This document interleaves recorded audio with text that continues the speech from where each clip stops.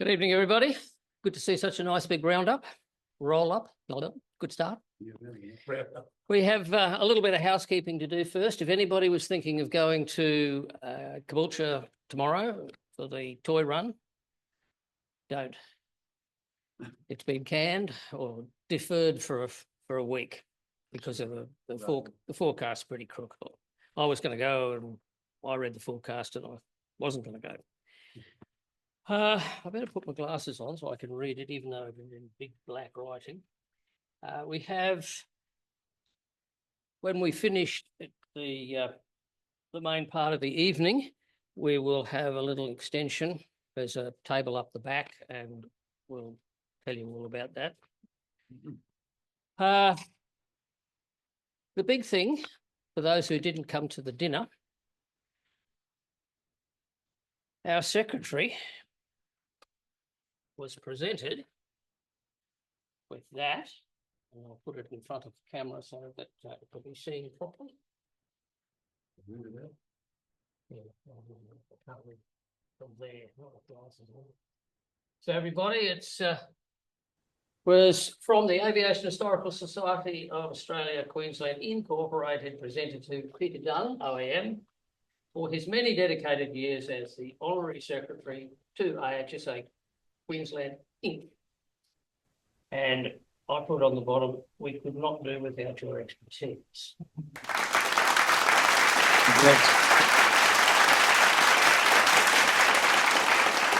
I'll put this down.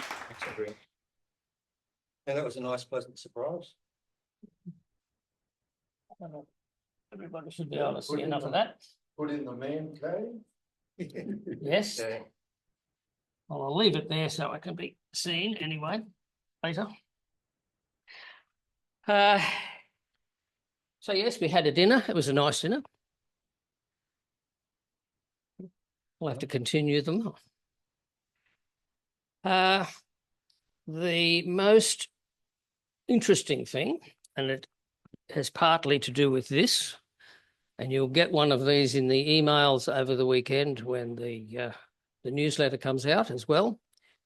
Royal Queensland Aero Club. It's the Royal Queensland Aero Club Christmas function held at the Shell, the old Shell building just down the road here, and the access will be through Royal Queensland. It starts at 5 p.m. on Friday, the 6th of December. And we're all invited, but we will have to RSVP so that they know how many people are coming. It'll be $10 plus drinks if you want them. Since most of us will be driving, I guess we won't be doing too much of that. But you do have to RSVP. And the reason that we're all invited is, you know how we were going to organise to look at the new Spitfire?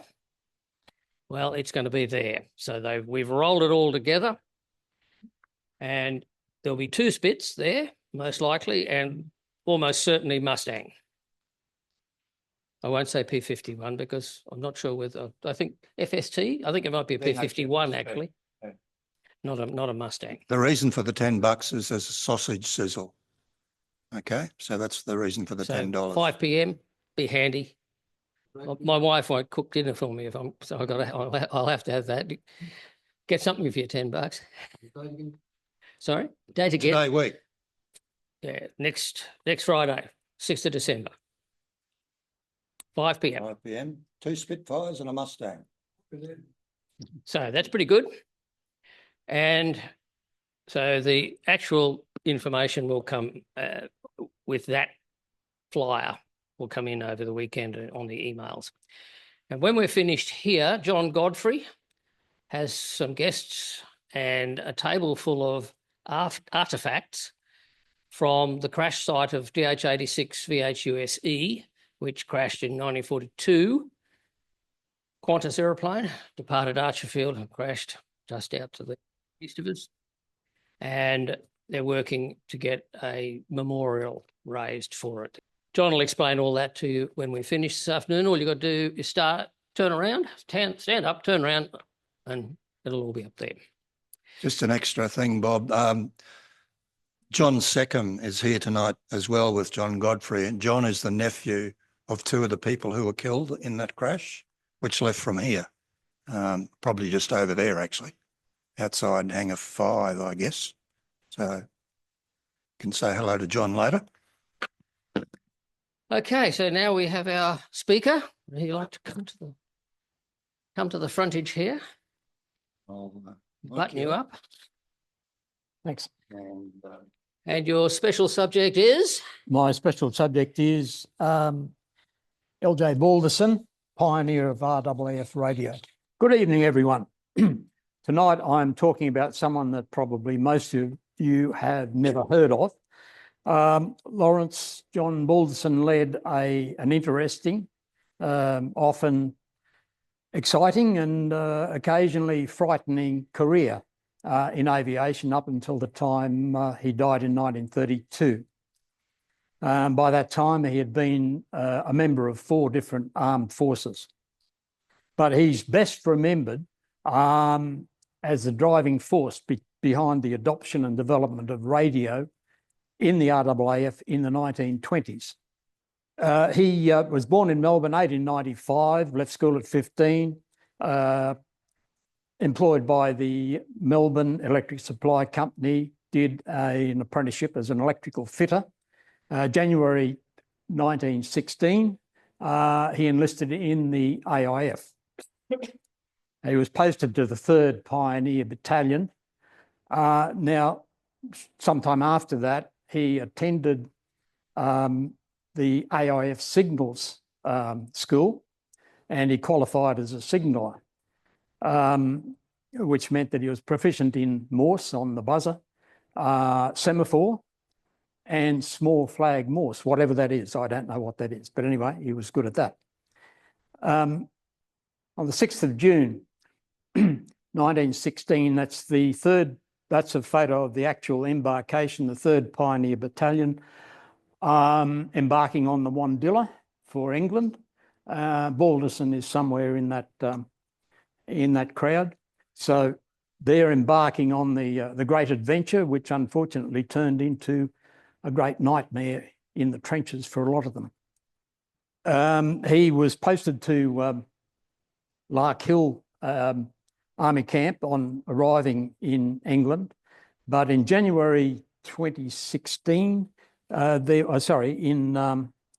1917, there was a call for members of the AIF to join the Royal Flying Corps. Balderson was one of the ones that put his hand up. So he attended the number two School of Military Aeronautics at Exeter College, Oxford. This is an Australian War Memorial picture, as you can see. These are some of the Australians that joined the Royal Flying Corps. That's Balderson there. Does anyone know who that gentleman is? No, you're halfway there. You're close. Kingsford Smith. Kingsford Smith was on the same course. He was commissioned as a 2nd Lieutenant in the Royal Flying Corps, posted to Reserve Squadron at Huntingdon for ab initio training. He soloed in a Graham White after 2 hours 5 minutes. That was considered above average. In May 1917, posted to 64 Squadron at Sedgeford for advanced training in honorary firemen's and also FE5Bs. Now, I just need to mention the quality of these photographs. It's not good, and it's not Balderson's fault. He took the photos. He was a prolific photographer, and many of the photos you'll see he took. But he left behind photo albums when he died, and it wasn't, I know I saw the albums some years ago, it wasn't possible, obviously, to take the photos out of the albums to photocopy them, and the albums are too bulky to put under a photo. So I photographed the photos, and hence the mediocre quality. In June 1917, he was posted to number 9 Training Squadron at Norwich for training in navigation, bombing and gunnery. In November 1917, he was posted to 18 Squadron, Royal Flying Corps at Auchel in France. commenced operational flying with a total of 47 hours in his logbook, which by today's standards is not a lot. Duties of 18 Squadron included bombing, reconnaissance and photography. His logbooks, which I saw many years ago, make fascinating reading. I photographed a few pages and I really wish I'd photographed every page. So here's one of them. This is March, as you can see, March 1918. And have a look at 17,200 feet. So this is in winter still, 17,000 feet in an open cockpit, no oxygen, obviously. So lots of bombing there, bombing, all the way down, bombing. Forced landing, 1 Hun claimed. Now, so they really did call them Huns. I thought that only happened in Biggles books. And dusk reconnaissance, dawn reconnaissance, blah, blah, etc. Another page, a couple of months later, 20,200 feet. Imagine that. So photography, bombing, survey, bombing. 2 Huns claimed. Now, according to one of his letters, one was an Albatross, the other one was a Fokker triplane. He got one of them with the forward firing guns in the de Havilland 4, and the observer got the other one with the Lewis gun. Quite common was returned engine trouble, returned engine trouble. In a 4-week period from the 16th of March to the 11th of April, 2018, so that's 26 days, he carried out 14 bombing missions, 3 reconnaissance, 2 photographic missions. He returned to base with engine trouble 4 times. He crash landed amongst the barbed wire entanglements and trenches on one occasion. The next day, he had a forced landing due to an engine failure and submitted a claim for 1 enemy aircraft downed. So that was in a 26-day period. In April 1918, he became a member of the RAAF, which then replaced the Royal Flying Corps and the Royal Naval Air Service. Interestingly, it appears that they retained army ranks even after the RAF was formed, because he remained a lieutenant until he was demobilised in 1919.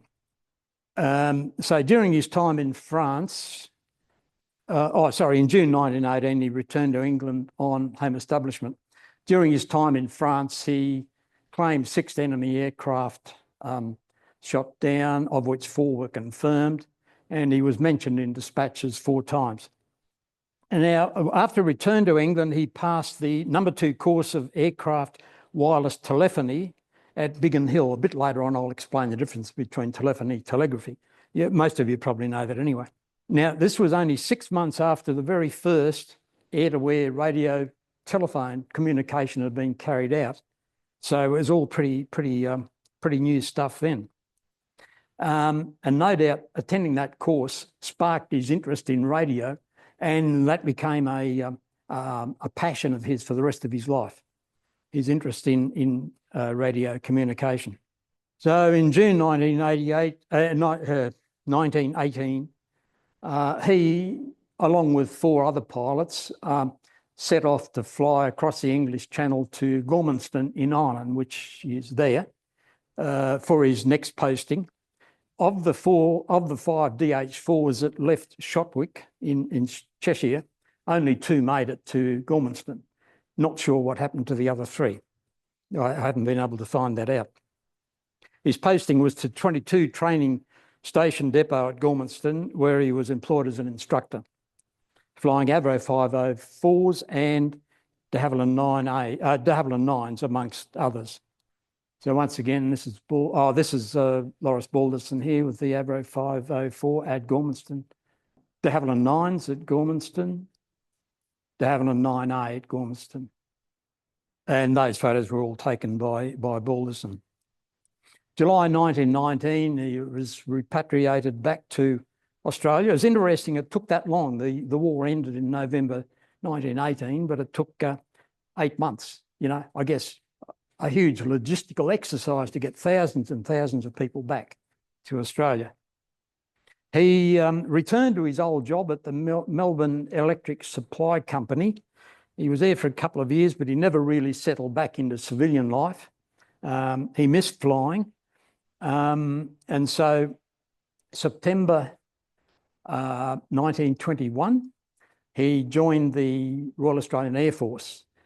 He was a member of the second intake 6 months after it was initially formed in March 1921. Now, the acceptance into the Royal Australian Air Force was a bit contentious. As you can imagine, there would have been lots and lots of World War I flyers, you know, wanting to join up. And there was a common belief that preference was given to Australian Flying Corps pilots as opposed to Royal Flying Corps or Royal Naval Air Service. Whatever the truth of that is, Balderson was successful, and he was posted to Point Cook. On his first day at Point Cook, first day back in uniform, he took an Avro 504 for a brief flight, and as far as I can gather, hadn't flown for 2 years before that. Now, in October 1921, he attended the number 1 RAAF officer training course at Central Army Training Establishment at Holsworthy. So I think this is an interesting photograph because these guys are obviously Army staff officers, or there, running the course or whatever. All the rest of the guys are RAAF. All got wings, most of them got wings. Look at the uniforms. Hard to find 2 uniforms the same. So obviously, what's that, October, from March to October, 6 months after the Royal Air Force started, they still didn't have a uniform. In December 1921, the RAAF consisted of 1 flying training unit, FTS, and 5 squadrons. Balderson was posted to number 1 squadron, obviously at Point Cook, that's all there was. And number 1 squadron had a complement of 3 officers, 5 airmen, and 4 de Havilland 9As. Here's another photograph taken at Point Cook, 1922. There's Balderson there. Now they're all in the same uniform. They all got the swagger sticks. Yeah, all got the swagger sticks, yeah. February 1922, Balderson and Squadron Leader Clark carried out an aerial survey of Lake Eyre, and I believe this was the first such aerial survey. They went in 2 de Havilland 9As with apparently the Air Force was commissioned to do this on behalf of a Mr. Halligan, who was a geologist and who later made a detailed ground-based survey. So there were 4 of them went along, an airman who I guess would have been a lamey or the equivalent, and Mr. Halligan, the 2 passengers. An advance party took fuel supplies to Maree, which was the base for the survey. Okay, so this is a very poor quality photograph, but one of Balderson's. Original was much better. So I think this is at Maree. The whole town looks like it's turned out to watch the fun, and they're change starting the de Havilland 9A. There's 3 of them there with arms linked, swinging the propeller, big propeller, yeah. This is Maree, a photograph from his album. Lots of hoof prints there, not too many tyre tracks. This was in his album. The album was called Lake Eyre Survey. I don't know the story here, but it looks like an engine change out, because here's a crate that probably this engine's come in, and there looks like an engine there. So I can only guess that somewhere along the line they had to change an engine out, and it would have had to have been transported, you know, to Maree or wherever from Point Cook. In November 1922, Balderson was involved in a spectacular crash. He'd gone to Mascot to take delivery of one of the 6 Avro 504s that Airco built for the Air Force. And during the acceptance flight, he had Eric Douglas, if you've heard of him, of later Group Captain Eric Douglas, and in charge of Amberley, and Antarctic exploration fame. Anyway, he was a passenger in the front seat of the Avro 504. Coming into land, the aeroplane was undershooting. Balderson went to correct, but the throttle didn't respond. So the aeroplane ploughed through the boundary, the fence in front of the threshold. There was a pile of wreckage, and Balderson was able to get out. Eric Douglas was trapped in the wreckage, and the bystanders rushed across to help the unfortunate Eric Douglas, but Balderson waved them away, wouldn't let them near, took a camera out of his pocket. He apparently always carried a camera. Wouldn't let anyone near until he'd taken a photograph of Eric Douglas trapped in there. And actually, there's a good account of that. If anyone's read The Third Brother, it's described in there that's The Third Brother by C.D. Coulthard Clarke. And apparently, according to the account, Eric Douglas, when he saw what was going to happen, for some reason he stood up, and he must have stood on the seat because the engine got pushed back, and had he been sitting in the seat, he would have been probably in a bad way. Now, I'll just talk a bit about radio. For the first 20 years of the 20th century, radio communication was wireless telegraphy, and it used spark transmitters usually, and crystal receivers. And telegraphy, tele from afar, grapho I write. So, written from afar. Dots and dashes, yeah, exactly, Morse code. Yeah, radio telephony is the spoken voice or music is what you hear on your radio when you switch it on. At that stage, it did exist, but it was very, very primitive. It was unreliable, had a very short range, and you could imagine lots of static, very difficult to hear anything. So wireless telegraphy, the Morse code, that was the preferred method of radio communication. In the early stages of World War I, signalling employed two methods. To signal from the air was easy. You wrote a message, attached it to weight, dropped it out of the aeroplane. To send a signal from the ground to the aeroplane, they laid out strips of cloth. And you only required 4 strips, but they were laid out in various combinations to signify various codes. Now, what I have here is, I'm lucky enough to own, these are Lawrence Balderson's course notes that he did at Exeter College in 1917. And there's lots about, he's obviously a very technical guy because it's very, very detailed description of engines and all sorts of things. But in the, I've got to be careful, this is very, very fragile, over 100 years old. Can you see here? You probably can't, but there's like triangles and squares and letter L's and Y's and so on. All these symbols, all of which can be made with 4 strips of cloth laid out on the ground. And each one has a meaning. He's written down the meaning of each one. I won't read all that out. Now, the interesting thing is at the bottom, it's got air signals from the air and their letters. The thing was, at that stage, they were still signalling from the ground with the strips of cloth because of the noise of the engine in the open cockpit, it was impossible to hear a transmission from the ground. So still the strips of cloth signal from the ground, but they did carry spark transmitters in the aeroplane to send a signal to the ground. And so what's on the bottom there are the letters that are sent by Morse code to communicate.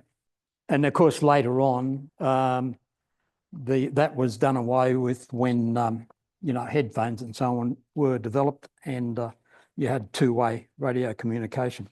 In 1919, Australia was a recipient of the Imperial Gift from the United Kingdom. And the Imperial Gift included 128 aircraft, Avro 504s, de Havilland 9s, de Havilland 9As and SE 5As. But included in the Imperial Gift were spark transmitters and crystal receivers. So that was the nucleus for the start of the radio communication in the Royal Australian Air Force. The first aircraft to be fitted with a spark transmitter were, or the first aircraft were de Havilland 9As at Point Cook, obviously. Now, in the early 1920s, and this is worth noting, pilots generally were very opposed to the use of radio because it was unreliable. They considered it was unnecessary weight they had to carry, and there was just generally a lot of opposition to it. It is recorded that one pilot, the transmitter didn't work or something. He just considered it was useless junk and he dropped it over the side of the aeroplane. In 1923, Balderson was appointed signals officer at Point Cook. And from then until his death in 1932, he played a leading role in the design and development of radio for the Royal Australian Air Force. Unlike many senior officers, he could see the potential for radio. Now, in the early 1920s, the top brass considered that radio should only be a secondary means of communication. The primary means had to be, dropping messages and strips of cloth on the ground. And so once he was appointed signals officer, Balderson commenced a series of testing, air-to-ground radio communication, which lasted until 1925. So the Fairy 3D there was one of the aircraft that he used for testing. He also used de Havilland 9As. So that's N3, but it was later rebadged as A10-3. Now, at the same time as he was doing this testing air-to-ground, he was also developing high-frequency transmitters for ground-to-ground communication. Around about 1925, he established a radio link between Point Cook and Richmond. By 1927, that had been extended. He'd established radio links with Bowen, Randwick.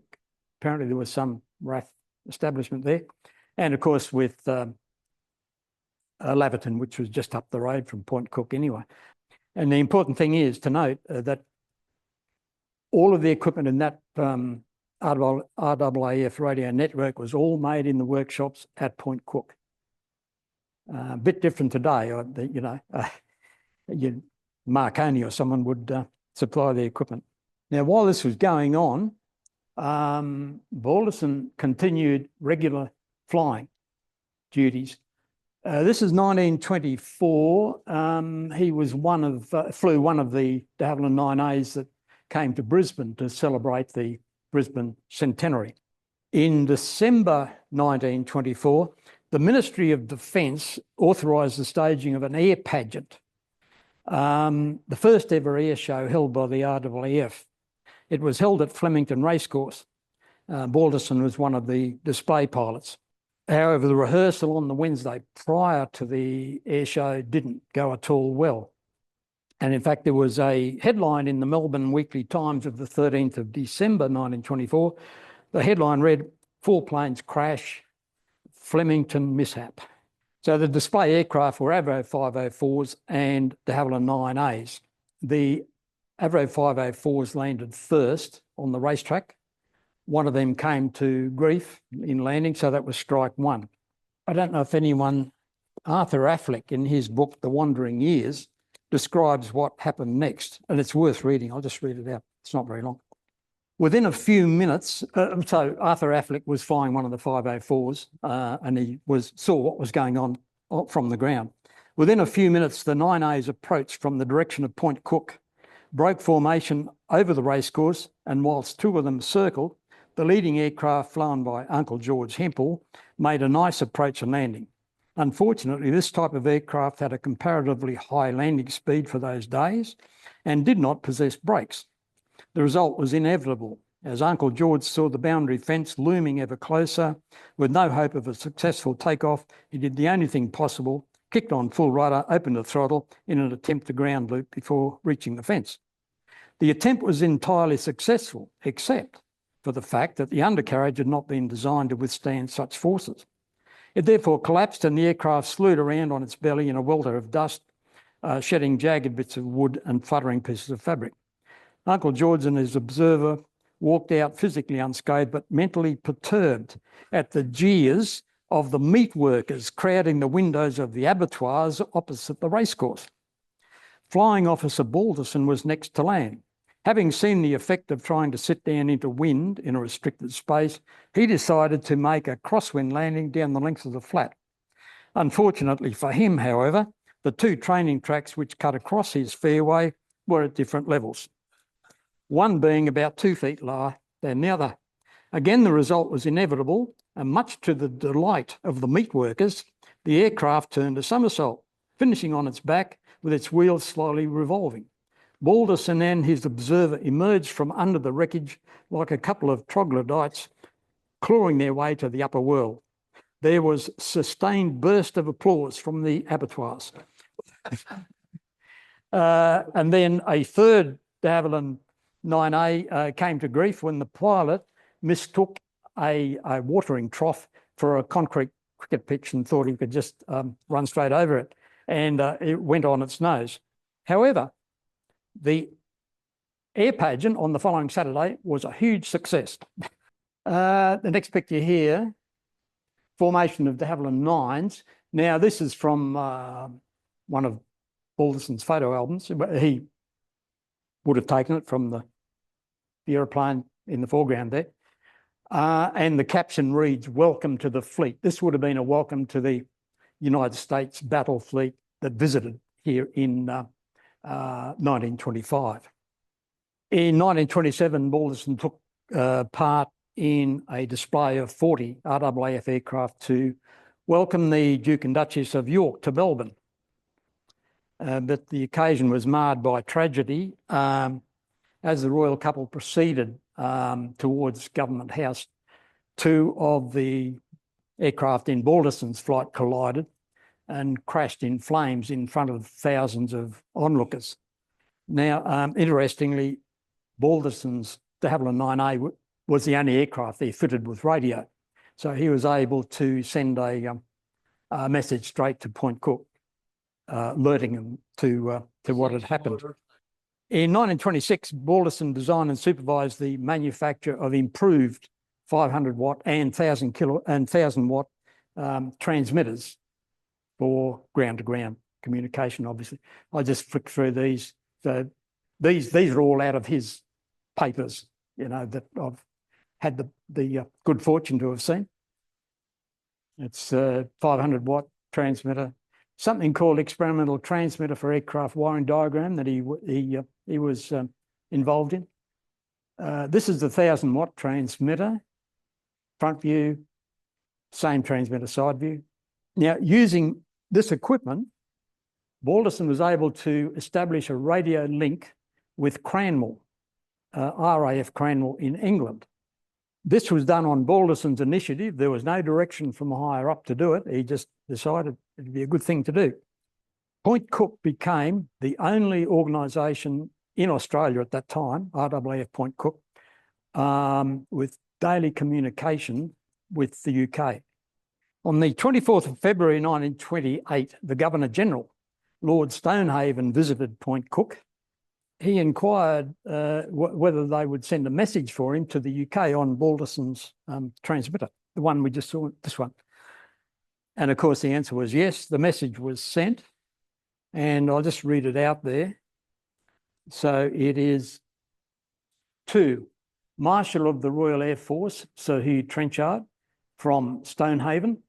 I send this greeting to you by direct shortwave wireless telegraphy from Point Cook, where I am visiting number 1 Flying Training Squadron, RAAF. all well here. End of message. Lord Stonehave, or the Governor General, visited Point Cook on a later occasion. He must have liked Point Cook. He came back. And that's the photograph taken there. So that's obviously the Governor General is aide-de-camp, Balderson there. And this is Dickie Williams, who at that time was the Chief of Air Staff, later became Air Marshal Sir Richard Williams, and acknowledged as the father of the Royal Australian Air Force.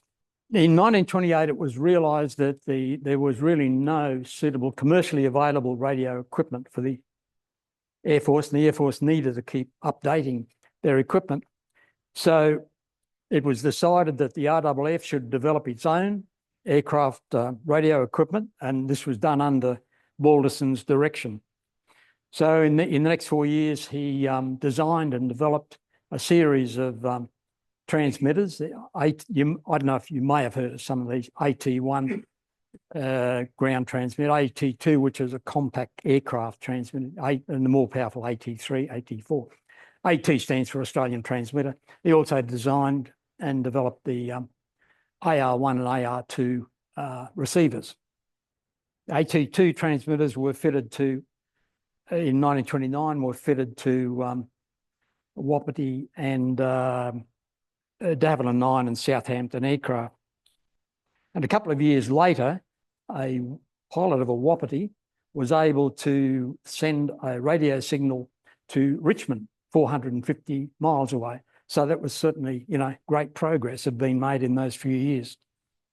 And by the early 1930s, it was completely different from what it was 10 years ago, with pilots very averse to radio.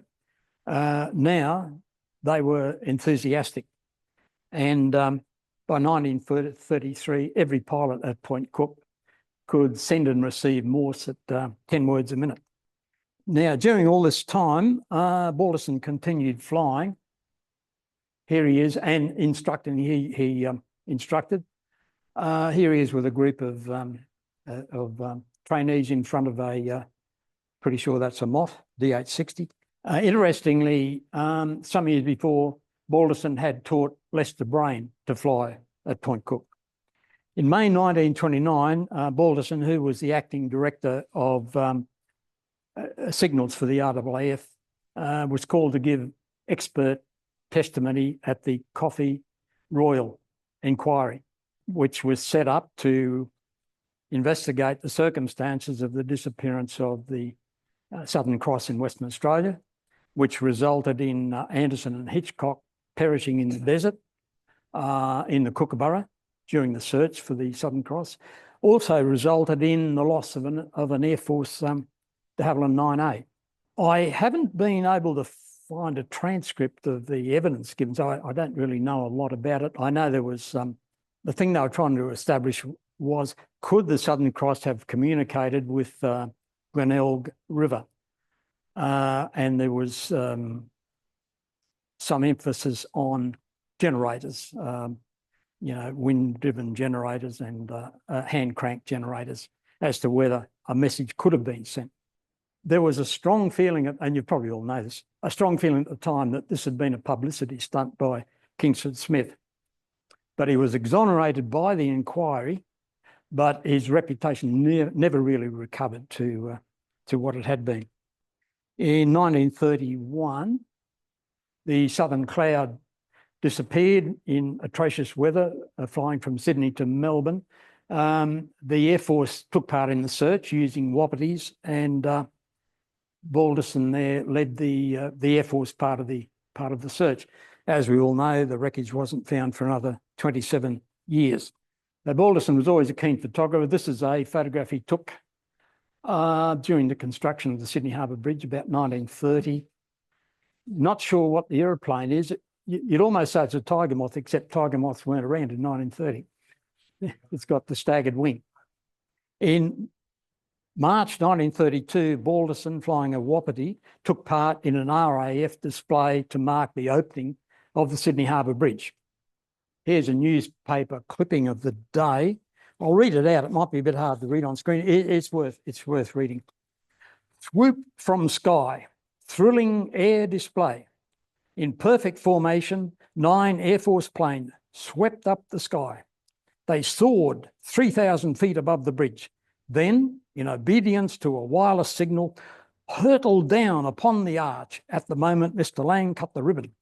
The crowd held its breath as the roaring machines, smoke streaming from their exhaust, flung upwards. They approached, as it seemed, within feet of the arch. A great sigh of mingled admiration of the feat and relief at its successful conclusion rose from the multitude below as the planes, 6 wappities, 3 moths, rose and whirred again into the blue, so on and so on. One thing I did notice here, there's Balderson there. It says Flight Lieutenant Balderson. He was a squadron leader by that time. Yeah, I think that's priceless. I mean, talk about hyperbole. And the last picture we've got is, this is a page from his logbook, the various aeroplanes he flew from the Graham White, in which he soloed, and the last one was a Bristol Bulldog, and quite a few in between there. Squadron leader Balderson died in November 1932 following an illness. He was buried with full military honours at St Kilda in Melbourne. It's ironic that, having survived the number of crashes that he did, it was pneumonia in the end that got him, not a crash. In his book, Saga of Achievement, which I don't know if any of you, this is the story of radio in the RAAF by Group Captain Hall. But he, in this book, he says, concerning Lawrence John Balderson, was an officer who gave an outstanding contribution to radio in the Royal Australian Air Force after giving distinguished service on the Western Front with the Royal Flying Corps. By his efforts, Squadron Leader Balderson earned renown as the progenitor of shortwave communication in the RAAF. However, the service of this loyal, conscientious and dedicated officer was not allowed to reach fulfilment. He contracted an illness at Laverton, died in November 1932. His encouragement to his staff and his contribution to the training of wireless personnel, particularly in shortwave and aircraft wireless communications, set a fine example and laid the foundations of an extensive and efficient worldwide communication system for the RAAF. Balderson never received the recognition he should have, and today I don't think anyone's heard of him. Well, very few people would have heard of him. And that's a great pity, I think. There's nothing displayed at the RAAF Museum at Point Cook to mark the, really outstanding work he did in the 1920s there. Some years ago, I met with David Gardner, who was then the curator of the Point Cook Museum, and he did say that when they had some more space, they would mount a display. So if that happens, that'll be great. Thank you very much. Any questions from the floor? No. Well, that's good. Good. Oh, there's a question. The radio link ground to ground and back over to the UK, that's a heck of a long way. Yeah. Do you know what? The thing I didn't mention, Peter, was that by that stage they discovered that you could bounce it off the island. Ionosphere. Yep. Right. Do you know whether they used rhombic antennas? Do you know what a rhombic? Sorry. Yeah, No. okay. No. Rhombic antennas were used quite a lot in World War II in Brisbane. Right. To have single hops to San Francisco. So yeah, that was fairly common in World War II. Yeah, the one thing I didn't say was that some of his equipment was still in use at the outbreak of the Second World War. It had sort of lasted quite a while. Yes. Is there ever a show that you haven't have a question? In his notebook that you had there, Yep. Is there a V code in there? I know a couple of the codes. V was for Vickers. Wait a sec, I will tell you. So the troops on the ground, if they needed ammunition for their machine guns, would put out a V for Vickers. That was something developed at the Battle of Hamel, the Australian. Just bear with me here, Daryl. Okay, there is a Are you talking about ground signal or Yeah, from the ground with the, From the with the ground? strips of cloth. there's a K, N, delta, delta with a line underneath, L, L with a line underneath, rectangle, F, Y, Y with a bar underneath, W, H, 2 bars vertical, X, LX, V. Observe for fire effect, it says. Okay. Well, the story from the Battle of Hamel, with one squadron had developed the system of delivering ammunition from the air by parachute, All right, and the troops on the ground were to put out a V right. if they wanted ammunition. So that's where that story came from. Right. The other one with the little alphas, where he could send signals to back to the ground from air to ground alphas. Did you mention that in there? So the air to ground codes. Yeah, air to ground codes. It's Well, the codes that I understood, they're used for artillery spotting. yeah, So and in fact, the V here that you mentioned here, what he was taught, observe for fire effect. So that'd be whether the guns had the right range or yeah, but lift them up or whatever. That yeah, but I had researched that from air to ground, the response from Morse to ground, before the pilot took off on artillery spotting, he would meet, or somebody would meet with the artillery brigade or right. unit with an aerial photograph. They would draw a target-shaped pattern over their target and assign different alphas to it on the map. So the observer in the air would spot the fall of artillery shells by sending back the alpha code corresponding to where the fall lay. Well, that way the artillery brigade knew where they were dropping on the ground. That probably a bit hard to read his writing, but I'd say that's probably all included here by the look of it.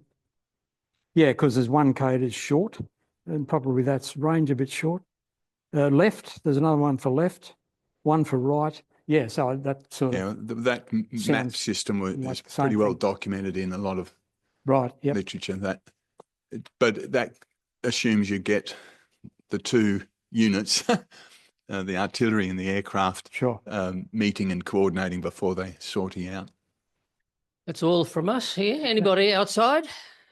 Anybody who's listening? You want to chime in with a question? Nothing from you, Roger? Okay, well, thank you, everybody. We'll close down the electronic side of things. And well, actually, I'm going to try something. Okay. I'm just going to try and when we do this display up the back, which we'll do shortly, I'm going to try and link to Zoom on my iPhone. There's a way of doing it. And then I'll try and video what you present up the back. So just be patient. Oh yeah. Might grab that. Cheers. John, are you going to talk? Yeah. So if I put this on you. Yep. Then I'll work out how to transfer to that camera. Fantastic. It works. It works. John, you're all mic'd up, so you're okay to talk. So that should go out for the Zoom people. Okay. So if you'd all like to just jump up and. Well, all I need to do at this stage is just spin around whilst I hold the floor for a few minutes, and then John will say a few words. Evening, everyone.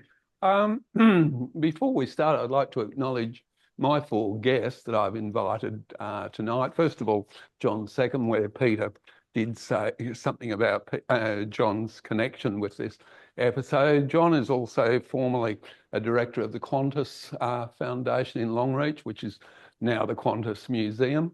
I'd like to acknowledge Dr. Greg Chafee, formerly my aviation medical examiner. Greg and I were actually at school together in Cavendish Road's ATC Flight 15. He also later became my doctor. He was an attendee at my group's event in 2005 and a very generous donor. I'd like to acknowledge Paul Ryan from Carindale Rotary. In terms of what we're attempting to do, we're going to need a community group to auspice that, and Paul's group has taken interest in it. And last of all, my friend Natalie, who trusted me 34 years ago to fly her down to Coralvin and back. She survived, as you can see. 20 years ago, and as a matter of fact, I've been coming to these meetings on and off for 20 years, but at the time I was chair of Belmont District Historical Society. We were alerted to this episode having occurred by a resident of Burbank, John Lovett, who was also quite prominent in the proceedings of the model rail group out at Zilmere. John had done all the research for this, about this episode over a period of 12 months.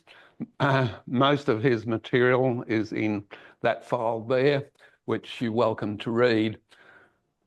When we decided that that my historical society was going to have an event, which was to raise a memorial to the crew and passengers of that plane, that was in July of 2005.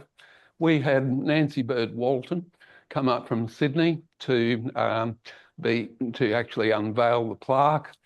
We had Kevin Shersby, a resident of Acacia Ridge, who was one of the last people to have actually flown that type of plane.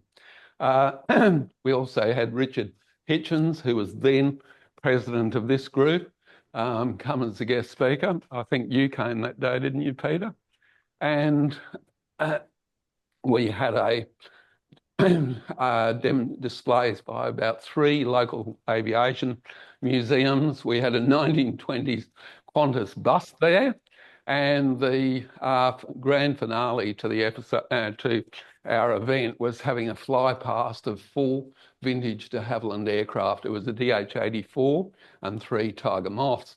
DH-84 was owned and piloted by Des Porter, who tragically, about 7 years later, went in along with his wife Kath and the pilot of one of the Tiger Moths, John Dawson. That was at the time when I'd been thinking of having a rededication of the monument. Unfortunately, about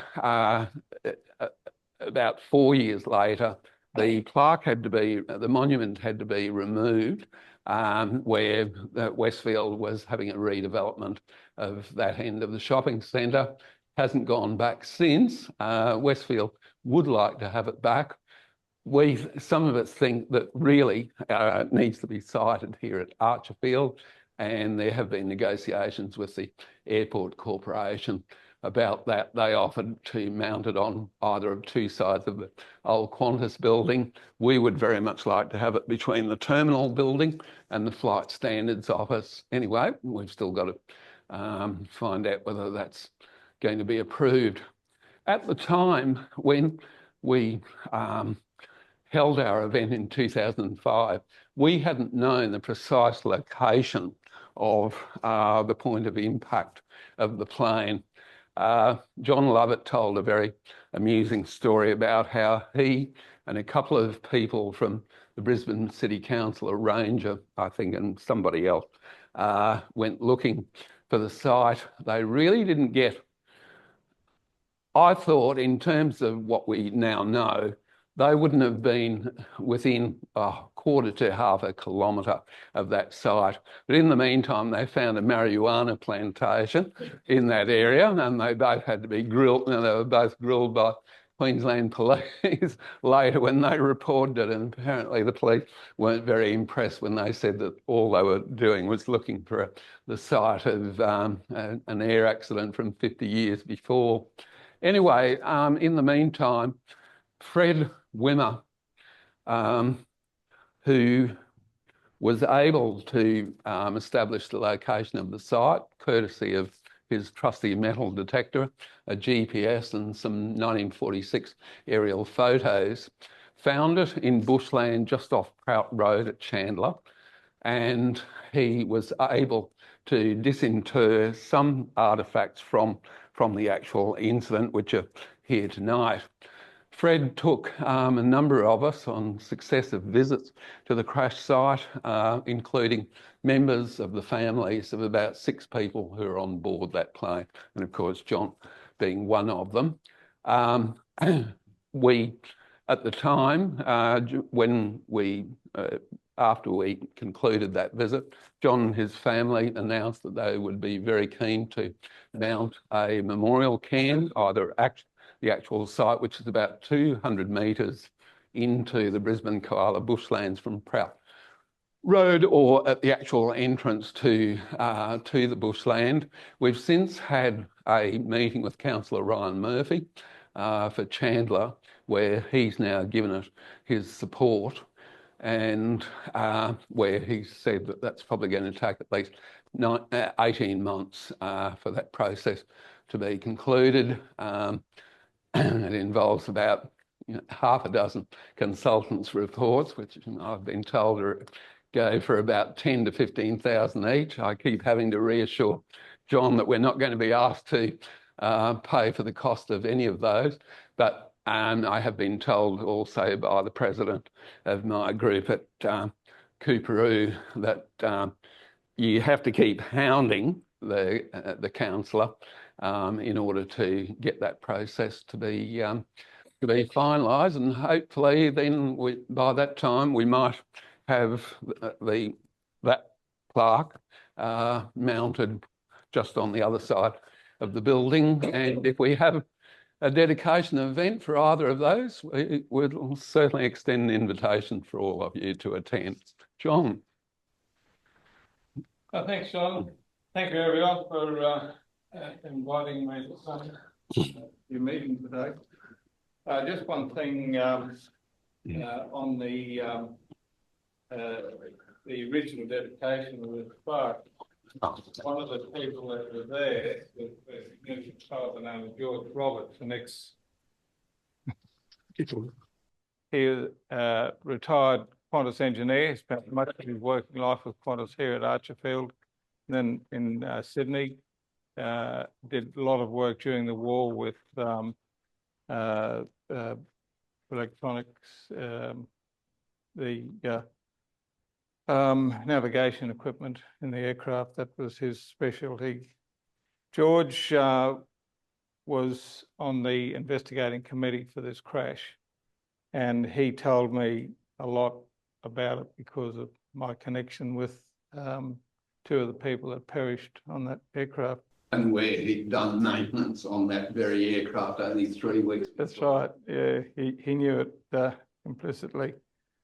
As far as my family is concerned, of course, we had the greatest number of loss because there were 2 of them. And my great uncle and aunt selected our property north of Longreach in 1928, and of course they perished on this aircraft in 1942. I was telling Peter before, the law in Queensland up until that stage could not determine if spouses died together. It could not determine which way the will flowed, and because of that, 2 of my great aunt's sisters, she was one of 13 in that family, contested the will, and they won it on the technicality. The will was declared intestate because the law couldn't determine whether my great uncle died first and my great aunt died first. So eventually, in 1948, there was a court case over the will. The property was left to my father, but the 2 sisters and my great aunt won the court case on the technicality. So following that, the law in Queensland was changed, and today, and it's still the same today, that whoever is the elder of a married couple or a couple is deemed to die first. So if, for instance, the wife is the older one, the wife dies first and the other spouse dies second. So that was a little side outcome of that crash. The loss of my uncle and aunt had a big effect on my family because my father then had to try and buy the property from the estate, and his brother in New South Wales came in and helped him. And so it stayed in the family, even though it actually went out of the family as far as the will until the court case over contesting the will, and so it came back into the family when my father and his brother were able to buy it back from the estate.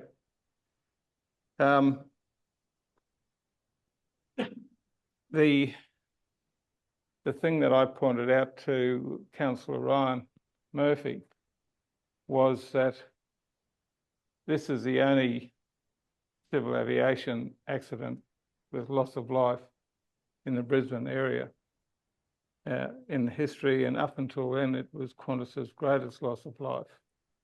And the only other one occurred in the early 50s with the Constellation out in the Indian Ocean.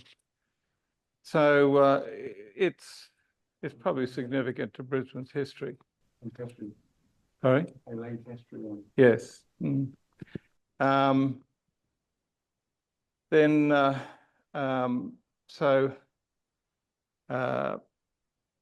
Because there is no memorial to it, and it's really part of Brisbane's aviation history, through John's help, wonderful help, we're now trying to establish a memorial so people can sort of learn a bit about that part of Brisbane's aviation history. What's here is what Fred Wimmer has dug up. And it's interesting when you go to the crash site, the aircraft went in vertically and you can still see the indentation in the ground after all these years of 3 of the 4 motors in that aircraft. So you can actually work out where the cockpit was and where the 4 motors would have been, but the 3 of them are still there, and the indentation is quite noticeable. So whether we get the can on the site, which is probably my preference, but only if the council can make it available to the public so people can walk in and look at it. But that's up to the council, I suspect. But these are the pieces that he's found, and unfortunately, they're not really identified as to where they've come from. There's a few bits that we sort of worked out, you know, items of crockery and items of rigging, and battery case remains and things like that. But there is at the Qantas Museum in Longreach, we also have the remains of the first Qantas DH-86 that crashed on its delivery flight from England, just near Ilfracombe. So I suspect that this will be all part of the DH-86 story in Longreach. And just lastly, I spent 20 years building that museum with other dedicated people. 8 of them I was deputy chairman. And it was a long but very rewarding project. Still not finished. I hope it will be one day, but hopefully younger people will take it on. Sadly, Qantas never really wanted to know much about it. Qantas never really gave us much help with it. Most of the money that built the facilities, if any of you have seen the museum, was supplied by the Commonwealth Government. But yeah, the early story of Qantas up until Well, even today, it's a wonderful story, but certainly up until when Qantas was commercialised and lost its focus on excellence, engineering, and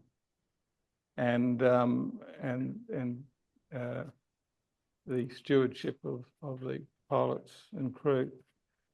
It seemed to have lost its way a little bit, I suspect, since it became a commercial entity.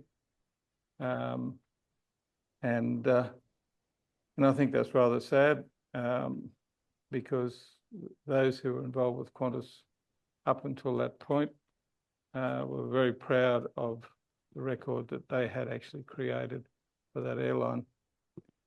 So this is just part of the ongoing story, and yeah, and we're very thankful to Peter for your Rotary group to at least take an interest in whether you can help us. But hopefully we will get a can at some stage out there, Mount Petrie, to highlight just mention that two of the artefacts that Fred Wimmer found were identified as having belonged to particular individuals, one of them being a crew member, the young first officer, who was in fact a second cousin of Charles Kingsford Smith.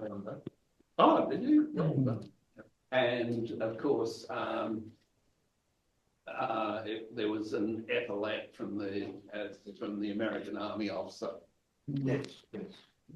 And we also found, or Fred found, a link for a lady's watch, and my great aunt was the only female on that aircraft, so it may not have been hers. It could have been in the luggage, but Fred contacted me and said that he had found this remains of an aircraft.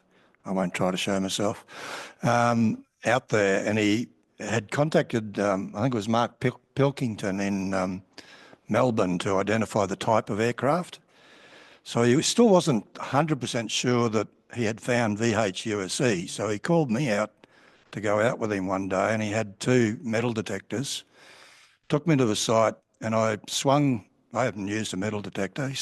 I swung the metal detector, it went beep, beep, beep. I said, Fred, I think I found something.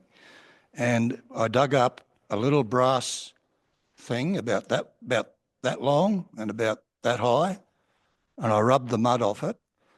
And it looked like it said US Marshal, but I rubbed it a bit more and it said LS Marshal. I quickly grabbed my copy of my website on this crash, and sure enough, he was the co-pilot. So yeah, that was quite a chilling experience. The fact is that both those two items, where they could be identified as having belonged to particular people on board the plane, have since been returned to the families of those two people, which was a very moving experience. Yeah.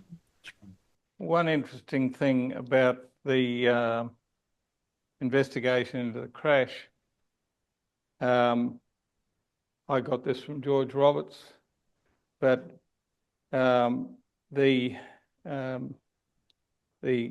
gyro in those DH-86s on the ground, it was electrically stimulated. When it got up into the air, it had to be switched over to Venturi. It was found still switched onto electric. Now, that could have happened as a result of the crash, who knows? But it was something that the investigating committee looked at. The other thing that was interesting was it was a Qantas aircraft that Qantas knew had a defect, so it should not have been flying. But you got to remember it was war years in 1942. But the tail section was found about 1.5 miles away from the fuselage. And George Roberts suspects that the aircraft climbed up in the cloud. They became disorientated for whatever reason, could have been the gyro or whatever. It was seen to come out of the cloud vertically, straight into the ground. It probably would have exceeded its V&E, which would have certainly torn the tail off it, because there have been 5 or 6 DH-86 crashes because of this weakness in the tailpin.